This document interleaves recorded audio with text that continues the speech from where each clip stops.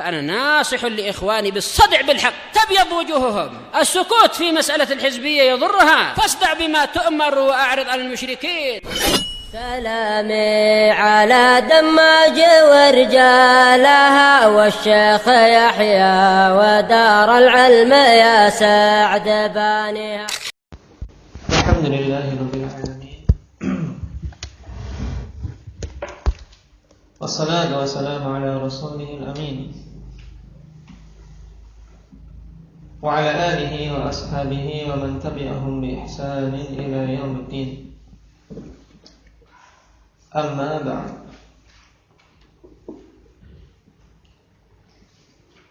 Kita masuk pada bab yang ke-8, masih berhubungan dengan sholatul jamaah. Kalau pada bab yang ke-7, padanya kita mengambil 7 permasalahan pokok tentang keutamaan sholat jamaah dan hukumnya. Kemudian yang kedua tentang bagaimana ketika seorang sudah sholat dan masuk di masjid yang sedang ditegakkan jamaah. Yang keempat, yang ketiga, minimalnya suatu jamaah itu bisa teranggap. Kemudian yang keempat, dengan apa seorang bisa mendapatkan keutamaan jamaah. Yang kelima tentang udzur-udzur. Kemudian yang keenam tentang pengulangan jamaah dalam satu masjid. Dan yang terakhir kemarin tentang hukum ketika telah ditegakkan atau telah dibacakan iqamah. Baik, untuk permasalahan terakhir, Rasulullah SAW mengatakan, "Idza uqimatis shalah fala salata illa al-maktubah." Lalu bagaimana dengan seseorang yang sudah terlanjur salat? Atau sebelumnya apa makna hadits ini? Apakah betul-betul tidak boleh sama sekali atau bagaimana? Indah ya Abdul Bar.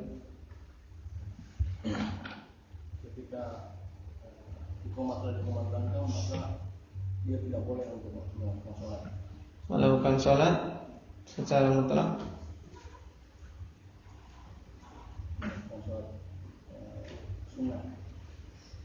Baik. Ada satu kata yang butuh diperhatikan di sini. Apa itu? Yang dilarang apa? Fala sholata illal maktubah, maksudnya memulai. Baik. Nah, apabila telah dikumandangkan iqamah untuk sholat, maka tidak ada sholat yang dimulai. Ya, tidak ada sholat yang dimulai kecuali sholat wajib. Adapun sholat yang sudah terlanjur dimulai, nah maka di sini jalan keluarnya bagaimana? Indah ya Abdullah.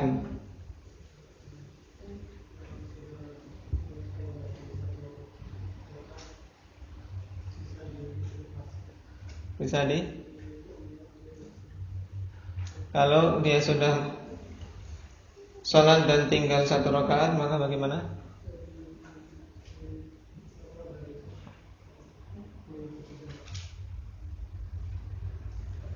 Kurang jelas, ha?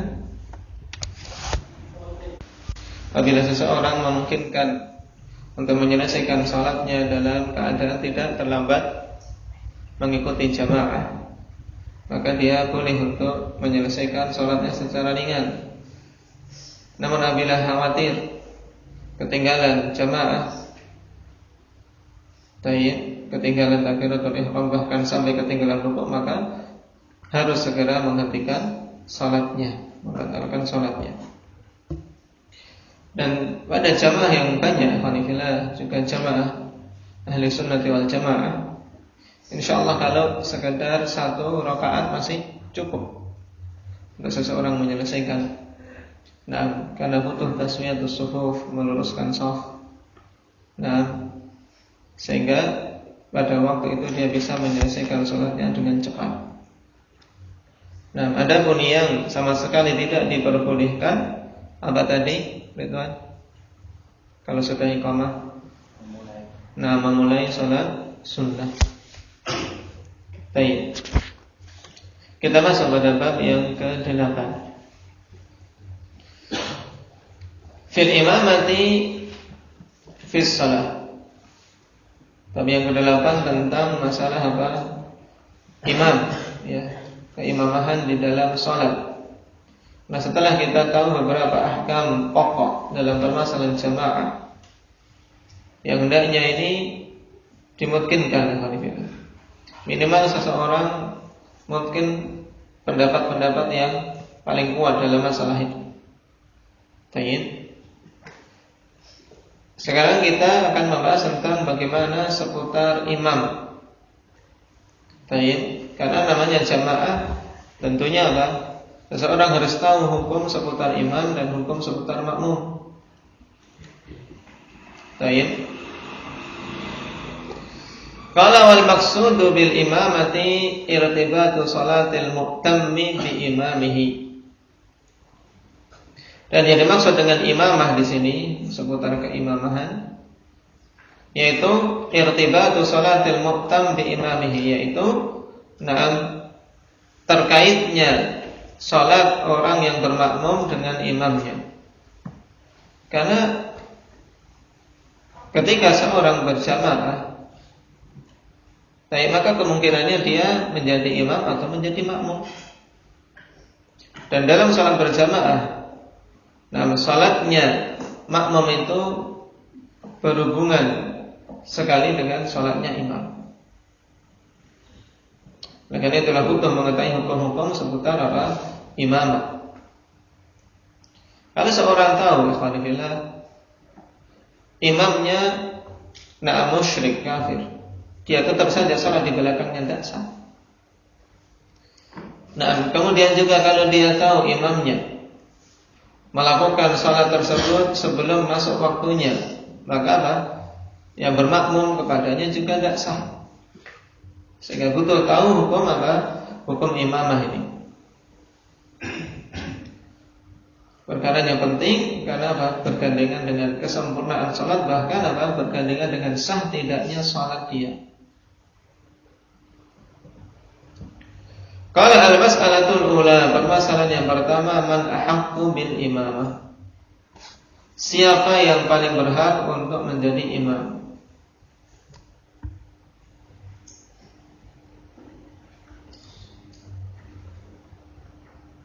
Qala bayyana Rasulullah sallallahu alaihi wasallam al-haqqa bil imamati wal aula biha fi qawlihi ya ummul qauma aqra'uhum li kitabillah. Fa in kanu fil qira'ati sawa fa'alamuhum bis sunnah. Fa in kanu fis sunnati sawa fa aqdamuhum hijratan. Fa in kanu fil hijrati sawa fa aqdamuhum silman. Dalam sebagian riwayat sinnan. Tayyib. Hadits ini akhwanillah merupakan hadits pokok tentang permasalahan imamah dalam memilihnya siapa. Rasulullah SAW mengatakan yang mengimami suatu kaum adalah orang yang paling mahir terhadap kitabullah. Karena aqra, memiliki makna akhwanillah, dia ahfal, yang paling hafal, mungkin dan bagus. Fa in kanu fil qira'ati sawa, kemudian apabila mereka dari sisi qiraahnya sama. Kalau dari sisi qiraahnya sama, bagaimana? Dikedepankan fa'alamuhum bisunnah, maka yang paling berilmu tentang sunnah. Jadi sama-sama hafizul Quran. Kemudian sama-sama dari sisi qiraah, tajwidnya bagus dua-duanya. Baik, kalau sama-sama hafid, kemudian yang satu itu tajwidnya lebih bagus, qiraahnya lebih bagus, maka tetap kedepankan yang lebih bagus ini. Tapi kalau kedua-duanya sama dari sisi qiraah, maka dikedepankan adalah a'lamuhum bisunnah, yang paling berilmu tentang sunnah. Fa in kanu fi sunnati sawa fa aqdamuhum hijratan. Kemudian apabila dari sisi sunnah sama, maksudnya di sini ikhwanillah pemahaman tentang din, dari sisi keilmuan terhadap agama ini sama, maka dikedepankan yang lebih dahulu hijrah. Karena seorang yang lebih dahulu berhijrah lebih utama daripada yang datang belakangan dari sisi ini. Tayyib, sebagaimana Allah Subhanahu wa taala bedakan antara orang yang berinfak apa min qablil fathi wa fatah, antara orang yang sebelum fatah dan setelah fathu Makkah. Itu lebih utama mereka yang berinfak dan yang berjuang di jalan Allah sebelum fathu Makkah dari sisi keutamaan dalam Islam.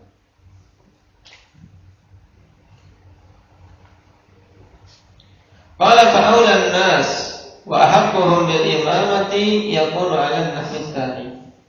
Maka berdasarkan hadis ini, manusia yang paling utama dan paling berhak untuk menjadi imam urut-urutannya sebagai berikut. Al-awwal ajwaduhum qira'atan. Apa yang namanya qira'atan? Indah ya Muhammad. Ajwaduhum qira'atan. Naam, tamyiz. Wa huwa alladhi yumkinu qira'atal Qur'an. Dan dia ini adalah seorang yang mungkin dalam membaca Al-Qur'an. Wa ya'ti biha 'ala akmali wajhin, dan dia mendatangkan bacaan tersebut naam dalam kondisi yang paling sempurnanya. Al-alimu bi fiqhi shalah, yang mengetahui tentang fikih salat. Tentunya fikih salat yang berhubungan dengan masalah sifat-sifat salat dan bagaimana hukum keimamahan. Dan ini syarat utama di antara syarat-syarat yang hendaknya diwujudkan oleh setiap imam.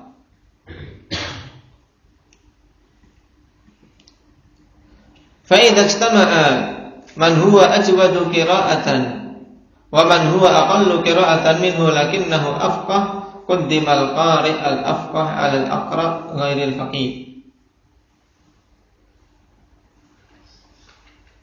Fal hajatu ila al-fiqhi fi sholati wa ahkamiha ashaddu min al-hajati ila ijadatil qira'ah. Perkara berikutnya akhwanillah. Nah, di sini pada poin yang pertama Rasulullah SAW tegaskan yang paling berhak adalah aqra'uhum li kitabillah. Cuman, seorang yang aqra' di zaman Nabi SAW tentunya bukan sekedar orang bisa baca dengan baik, tidak. Karena para sahabat radhiyallahu alaihim, ketika mereka mempelajari Al-Quran berhenti pada tiap ayat. Berhenti mengetahui maknanya, mengambil fikih darinya. Sehingga kalau seorang menguasai Al-Quran dalam artian mungkin Al-Quran secara keseluruhan, maka tentunya dia akan memiliki ilmu yang luas.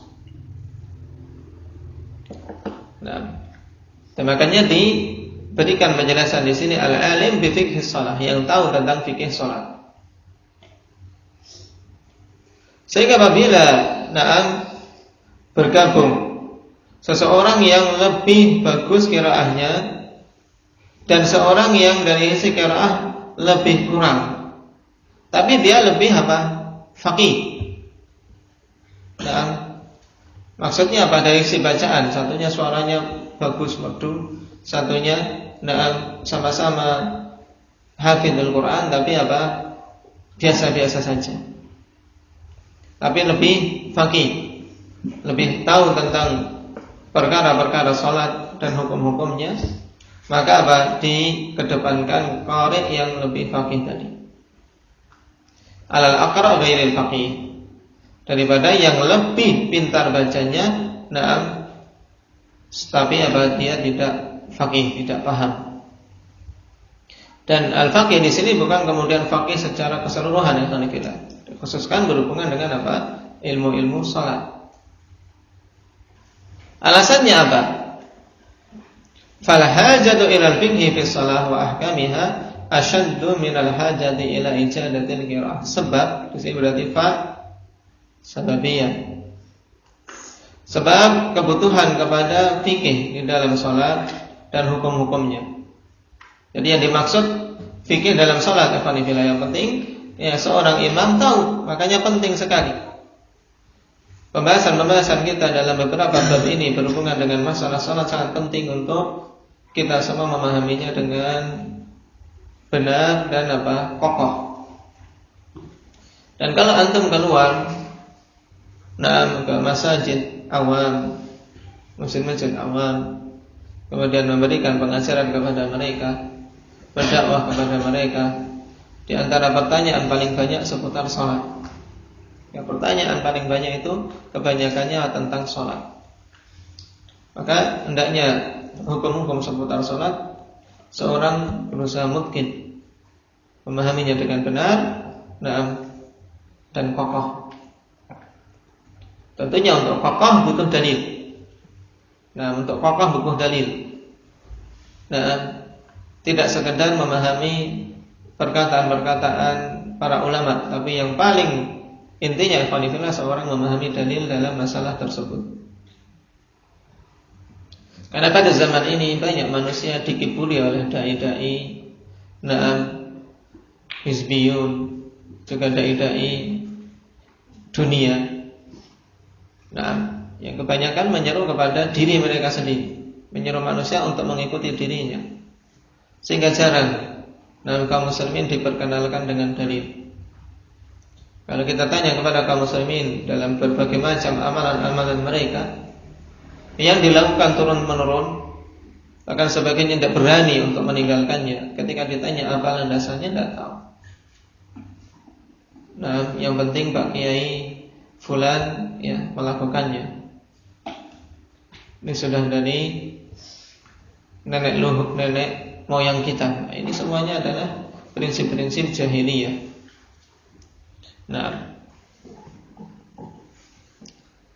Fal hajatu ila al-fiqhi fi salati wa ahkamiha ashaddu min al-hajati ila ijadatil qiraah. Sehingga kebutuhan tentang hukum-hukum fikih dan permasalahan-permasalahan seputar fikih salat ini lebih mendesak daripada kebutuhan untuk membaca dengan bagus. Dari isi adanya, suara, kemudian lagunya. Ini poin yang pertama, ikhwanifillah, berhubungan dengan aqra'uhum li kitabillah. Tsumma afqah al-a'lamu bis sunnah. Kemudian yang lebih faqih dan lebih berilmu tentang sunnah. Fa idza istama'a imaman mutasawiyan bil qira'ah, lakin ahaduhuma afqahu wa a'lamu bis sunnah, quddimal afqah. Ini tidak syak. Apabila bertemu atau berkumpul dua imam yang sama dari sisi qiraahnya sama, akan tetapi salah satu dari keduanya itu lebih faqih dan lebih tahu tentang sunnah, maka dikedepankan yang lebih berilmu tadi. Liqauli sallallahu alaihi wasallam, fa in kanu fil qiraati sawa fa a'lamuhum bis sunnah. Yang lebih berilmu tentang sunnah secara umum.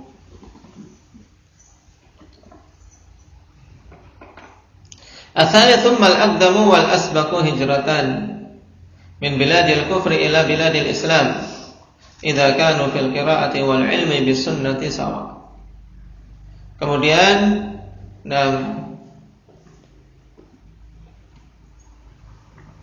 cara pemilihan imam yang ketiga, untuk menyeleksi imam, yang paling dahulu atau yang lebih awal dalam hijrah dari negeri kafir menuju negeri Islam. Ini kalau mereka ini dari sisi qiraah juga dari sisi ilmu tentang sunnah sama.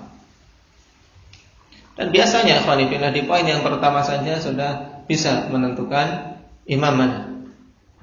Pada poin yang pertama dari siapa? Aqra'uhum li kitabillah. Kemudian juga dengan poin yang kedua ini sudah bisa ditemukan yang pantas menjadi imam itu siapa. Tapi kalau qadarullah ada jamaah yang begitu bagus sehingga mereka dari segi qiraah bagus-bagus, kemudian berilmu, maka didahulukan yang lebih awal hijrahnya. Tsumma al-aqdamu islaman idza kanu fil hijrati sawa. Kemudian didahulukan yang masuk Islam awal, ya, yang lebih awal masuk Islam apabila mereka itu dari sisi hijrah sama. Tsumma al-akbaru sinnan. Kemudian yang paling tua umurnya, yang lebih tua umurnya. Kalau poin 1, 2, 3 dan 4 tadi sama. Sebagaimana dikatakan di sini, idza stawaya fil umuril madiyati kulliha. Apabila sama pada perkara-perkara yang telah lewat secara keseluruhan. Quddimal akbaru sinnan, maka dikedepankan yang lebih tua umurnya. Baik. Apa dalilnya? Karena tadi tentang sinnan tidak disebutkan dalam hadis. Maka dikatakan di sini liqaulihi sallallahu alaihi wasallam fil haditsil madhi fa in kanu fil hijrati sawa'an fa aqdamuhum silman wa fi riwayatin sinna. Ini. Baik. Berdasarkan perkataan Nabi sallallahu alaihi wasallam pada hadis yang telah lewat. Hadisnya apa tadi itu? Abi Mas'ud radhiyallahu anhu.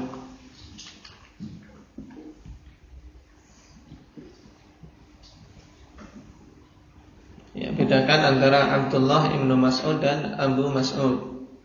Hadits ini dari siapa? Abu Mas'ud Al-Ansari radhiyallahu anhu.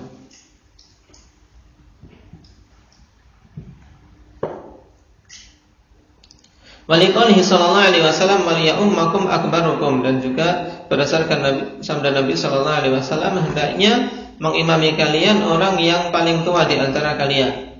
Ini hadis siapa telah lewat? Malik ibn al-Huwairits. Dan telah diberikan keterangan pada pertemuan yang lalu bahwasanya Rasulullah sallallahu alaihi wasallam katakan ini tentunya ketika mengetahui kondisi mereka dari sisi qiraah juga dari sisi ilmu serempak. Baik.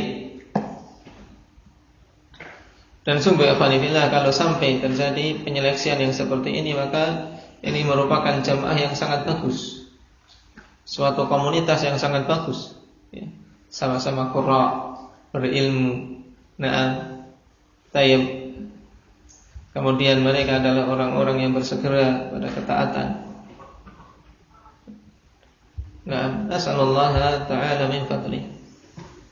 Tapi tentunya kondisi yang seperti ini sangat sulit didapati di suatu komunitas kaum muslimin. Dari sisi qiraah saja biasanya sudah bisa diketahui imamnya siapa.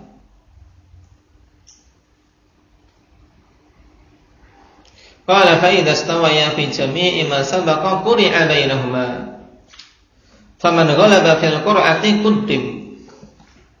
Apabila sama pada semua perkara yang telah lewat, maka diundi. Ya, diundi. Siapa yang berhak menjadi imam? Maka siapa saja yang menang dalam artian yang keluar undian dikedepankan untuk menjadi imam. Kenapa semua ini dibahas? Ikhwanillah, yang berhak menjadi imam karena imamah, menjadi imam itu perkara yang mulia. Dan posisi yang paling utama di dalam salat berjamaah. Khilaf di kalangan para ulama mana yang lebih utama antara imam dan muadzin.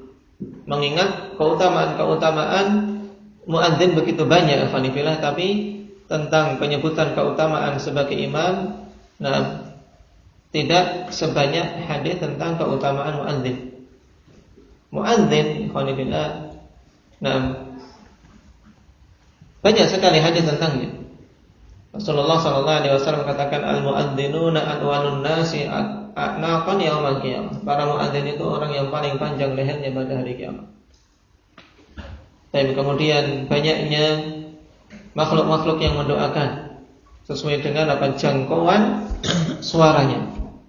Semakin jauh suaranya, semakin lantang dan terdengar semakin jauh, maka akan semakin utama, karena semakin banyak yang mendengar, baik pertumbuhan, bebatuan dan yang lain yang akan mendoakan. Maka ini keutamaan yang besar, sehingga dikhilafkan mana yang lebih utama antara muadzin dan imam. Sampai-sampai Umar bin Khattab radhiyallahu anhu berangan-angan kalau seandainya mampu menggabungkan antara menjadi imam dan menjadi muadzin, maka sungguh akan menggabungkannya, karena keutamaan dua perkara tersebut. Cuma tatkala Allah Subhanahu wa taala pilihkan untuk Rasulnya menjadi imam, maka ini menunjukkan imam itu lebih utama. Imam itu lebih utama, karena Allah Subhanahu wa taala tidaklah memilihkan untuk Rasulnya kecuali posisi yang paling utamanya. Sehingga dalam permasalahan ini al-imam afdal minal muadzin. Imam lebih utama daripada muadzin, dan kedua-duanya memiliki keutamaan.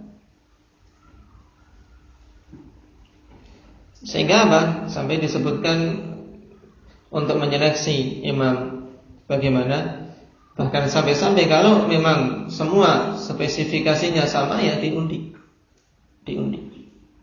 Tapi zaman sekarang untuk jadi imam sudah dorong-dorongan, kamu, apalagi di masjid awam. Kalau di masjid awam sebagiannya lebih parah lagi, yang menjadi imam intinya turun temurun. Walaupun bacaannya tidak karuan, yang penting yang sudah tua. Yang lebih tua di situ. Walaupun bacaannya Al-Fatihah saja, terkadang kita mendapati banyak kesalahan padanya. Allahul musta'an.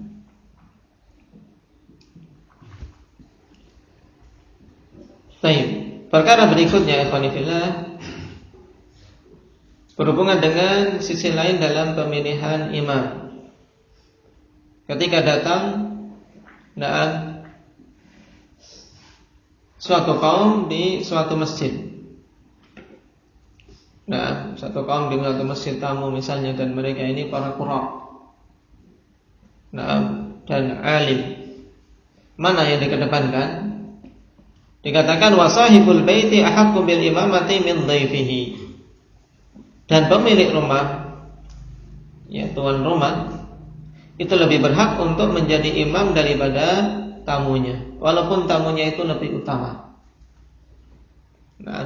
Walaupun tamunya lebih utama, tapi dalam hadis Rasulullah sallallahu alaihi wasallam mengatakan, la ya'ummanna ar-rajulu ar-rajula fi ahlihi wala fi sultanihi. Jangan sekali-kali seorang itu mengimami orang lain di tempat keluarganya, yaitu di tempatnya, di tempat orang tersebut. Tidak pula mengimaminya di daerah kekuasaannya. Dan hal ini dijelaskan dalam sebagian riwayat illa biiznih, kecuali dengan izin darinya.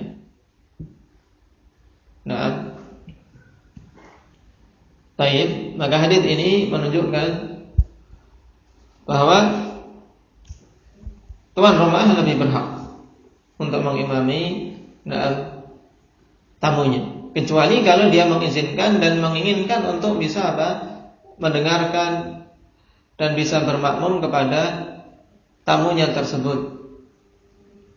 Tentunya khilaf pada salat-salat yang sama antara salat kosong dan tidak, sehingga tidak menimbulkan kerancuan pada para makmum, kecuali pada para penuntut ilmu. Kalau para penuntut ilmu sudah tahu, tidak mengapa.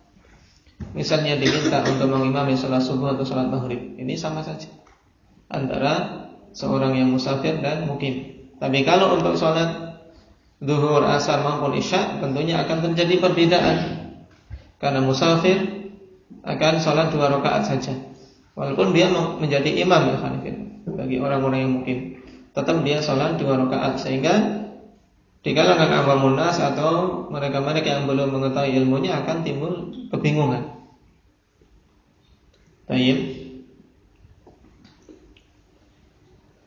Wa kadza sultan ahaqqu bil imamati min ghairi wa huwa al-imamul a'dham li umumil hadits al-madhi qabla qalil. Demikian pula sultan, yaitu penguasa itu lebih berhak untuk menjadi imam dari selainnya. Dan dimaksud adalah al-imamul a'dham, pemimpin terbesar, yaitu khalifah. Pemimpin tertinggi suatu negeri, dia lebih berhak untuk apa? Menjadi imam. Dan sungguh, seandainya para pemimpin negeri mereka adalah orang-orang menjadi imam kaum muslimin dalam salat, maka sungguh ini pertanda negeri tersebut bagus. Apalagi di zaman sekarang kebanyakan para penguasa negeri jauh dari agama. Kalau mereka adalah orang yang dekat dengan Al-Quran, orang yang paham tentang sunnah, para pemimpin negeri, maka sungguh negeri tersebut diharapkan kebaikannya. Nasallallahu ta'ala an yuwaffiqa umara al-mu'minin.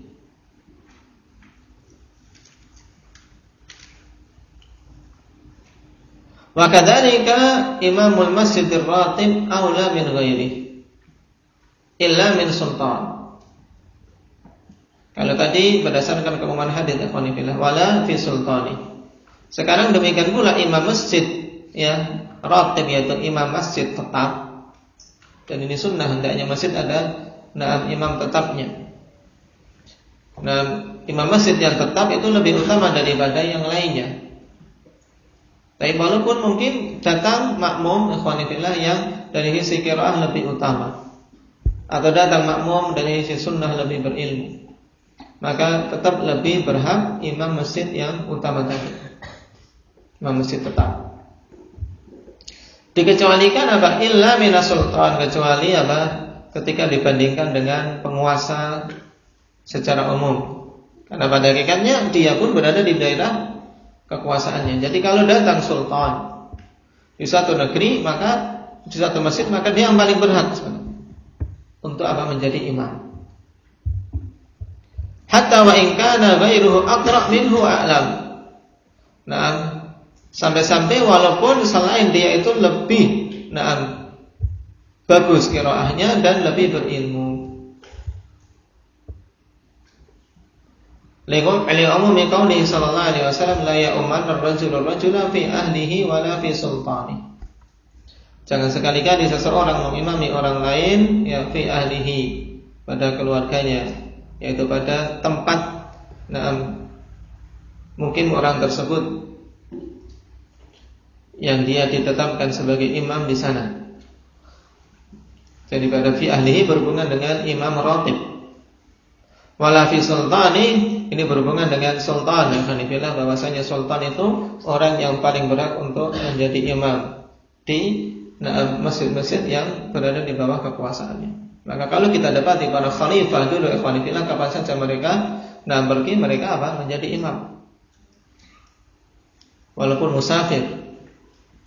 Sebagaimana Umar bin Khattab radhiyallahu anhu, ketika datang ke tempat dia mengimami walaupun musafir. Makanya ketika telah selesai salat 2 rakaat, beliau mengatakan apa? Atimmu salatakum fa inna qaumun sufrun. Sempurnakanlah salat kalian karena kami ini adalah musafir. Baik. Nah, ini pembahasan tentang siapa yang paling berhak untuk menjadi imam dipahami urut-urutannya, dan hadis utamanya adalah hadis Abi Mas'ud Al-Ansari Al-Badri radhiyallahu anhu. Naktafi bihadza, subhanakallah.